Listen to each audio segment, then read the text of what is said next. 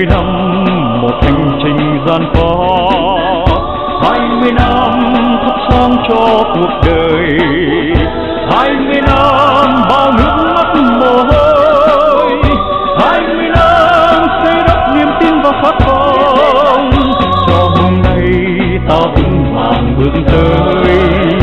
Tay trong tay ta đón ánh mặt trời, ôi yêu sao bao ánh mắt nụ cười, gắn kết hôm nay cùng kiến tạo ngày mai.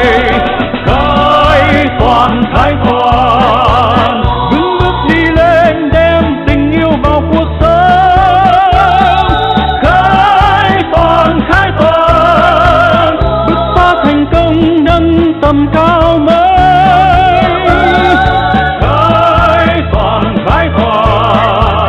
cùng nắm chặt tay ta đi tìm muôn sáng. Khai toàn 20 năm đi lên rực rỡ ánh mặt trời.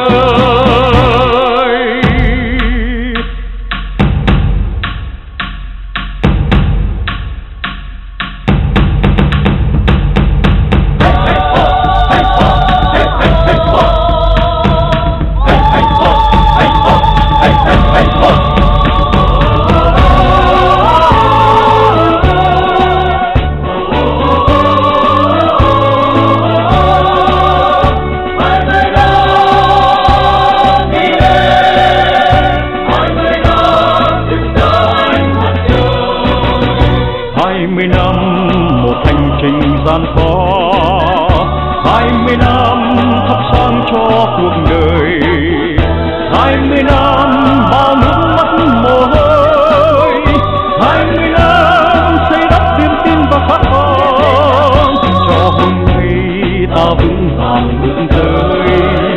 Tay trong tay ta đón ánh mặt trời,